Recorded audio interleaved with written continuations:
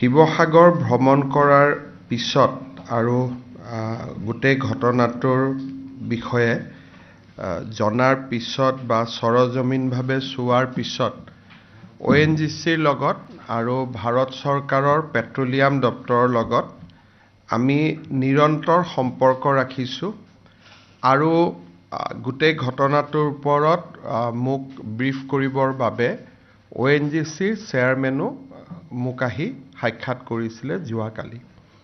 যেতিয়া এনেকুৱা gas leak হয় তেতিয়া plan A, plan B, plan C, plan D চাৰিটা ইমাৰ্জেন্সি মেথড ONGCয়ে এক্টিভেট কৰে বা অইল ইণ্ডিয়াই এক্টিভেট কৰে।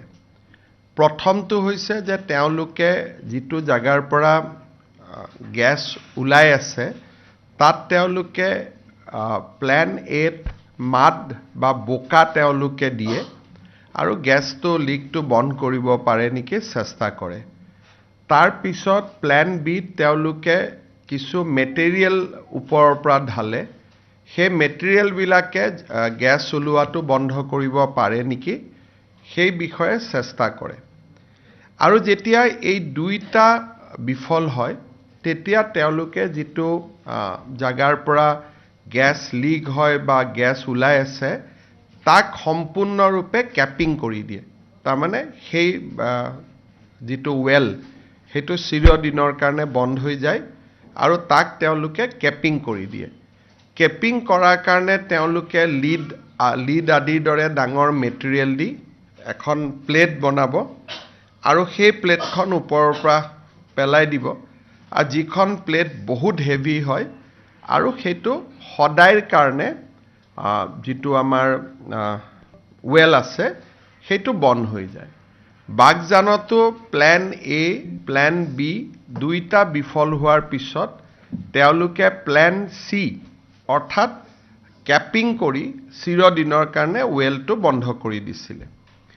ONGCয়ে আজি ৰাতিপুৱা আমাক জনাইছে যে তেওঁলোকে প্ল্যান এ আৰু প্ল্যান বিৰ জৰিয়তে এই গেছ ৱেলটো তেওঁলোকে মেনেজ কৰিব নোৱাৰে আৰু দুইবাৰ চেষ্টা কৰিও তেখেতসকল বিফল হ'ল।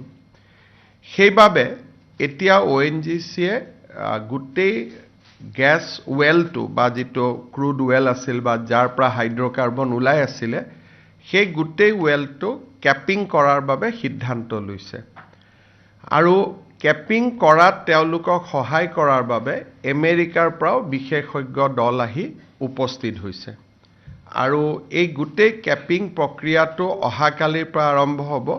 ই 5-6 দিন লাগিব, যিমান কেইদিন লাগে, কিন্তু ফাইনেলি যি ধৰণে অইল ইণ্ডিয়াই কৰিছিলে তেওঁলোকে ইয়াক ক্যাপ কৰাৰ বাবে সিদ্ধান্ত লৈছে, ক্যাপিং কৰাৰ বাবে সিদ্ধান্ত লৈছে আৰু এইকেইটা দিন ৰাইজে সকলোকে সহায় কৰিব লাগিব আৰু গোটেইখিনি হৈ গ'লে আমাৰ পাৰ্মানেণ্টলি ৱেলটো ক্যাপ হৈ যাব। ৰাইজৰ ক্ষতিপূৰণ আদিৰ ক্ষেত্ৰতো মই ONGCৰ চেয়াৰমেনৰ লগত কথা পাতিছোঁ। তেখেতসকলে মোক এইটো আশ্বাস দিছে যে ONGC আৰু জিলা প্ৰশাসনে যুটীয়াভাৱে ৰাইজৰ ক্ষয় ক্ষতিৰ বুজ ল'ব আৰু যি ধৰণে ক্ষয় ক্ষতি হৈছে তাক ONGCয়ে যিমান পাৰে আমাৰ ক্ষতিগ্ৰস্ত ৰাইজক সহায় কৰাৰ বাবে চেষ্টা কৰিব।